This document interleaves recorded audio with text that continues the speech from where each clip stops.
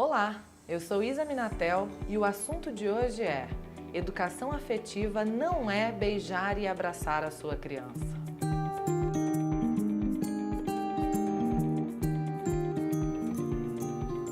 Você pode até achar que é um educador afetivo. Educador, eu digo pai, mãe, professor, seja lá qual a relação que você tenha com as crianças, você pode se achar um educador afetivo porque beija, abraça, pega no colo, faz carinho, mas a educação afetiva vai muito além disso.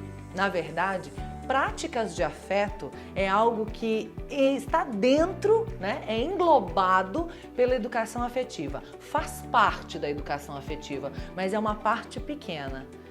De nada adianta a gente abraçar, beijar, dar carinho, e quando a criança começa a querer explorar o ambiente, começa a querer brincar com uma panela do armário, começa a querer tirar as roupas, os sapatos do lugar para mexer, para explorar, para brincar, para conhecer, a gente vai lá e dá um tapa na mão, diz que não pode, manda guardar tudo e para com isso. Então a gente se acha super afetivo, mas na verdade a educação afetiva entende que explorar é desenvolver-se. Explorar o ambiente, mexer nas coisas, A educação afetiva ela vai muito além. Ela sabe que realmente faz parte a exploração ao ambiente. A educação afetiva leva em consideração as ideias e as opiniões das crianças. Considera realmente que a criança é um ser capaz de realmente opinar, de ter vontades, desejos, ideias, inclusive interessantes.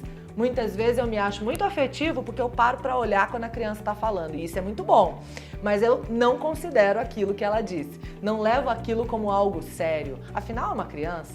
Na verdade, a educação afetiva considera que a criança é capaz, inclusive, de ter boas ideias. Ela é capaz, inclusive, de participar na criação das regras.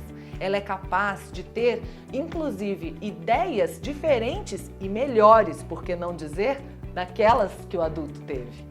É muito interessante a gente trabalhar com essa parte, com esse conceito da educação afetiva.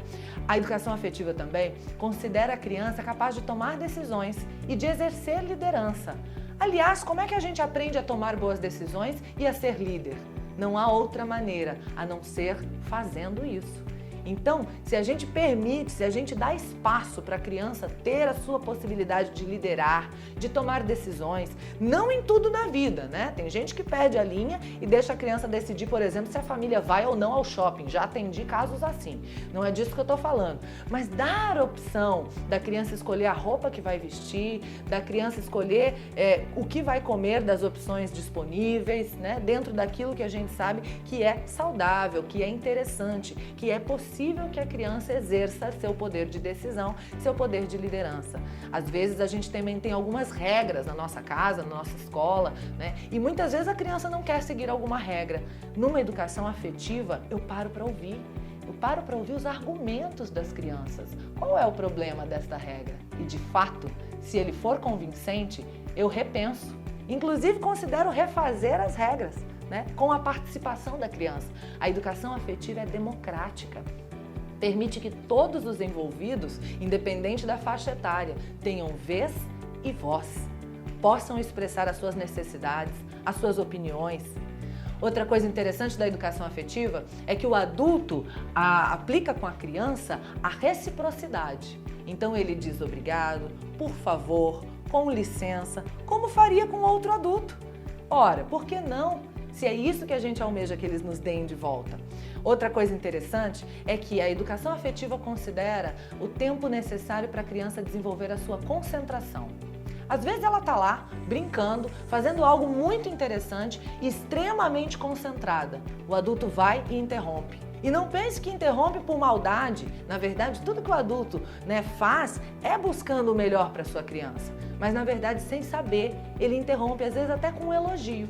Se uma criança está indo bem no desempenho de alguma atividade, o adulto vem e elogia, a criança para de pensar no desenvolvimento da atividade e passa a pensar no que está sendo observada, que está sendo elogiada. E isso já quebra a concentração.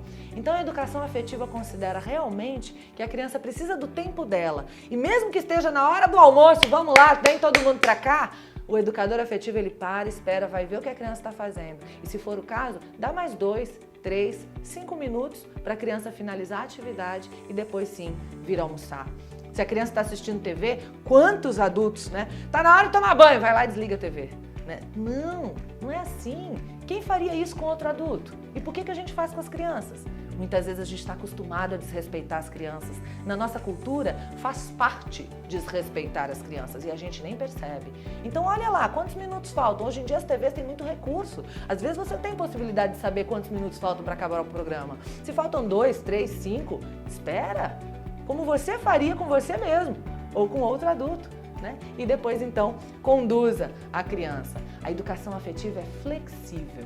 Na verdade, ela sabe que tem valores que são inegociáveis. O respeito ao próximo, a vez do outro, né? Situações em que a gente precisa realmente estabelecer ali os pontos que devem ser considerados. Mas no resto, dá para negociar. Teacher Help, o sistema que promove a proteção nas escolas brasileiras.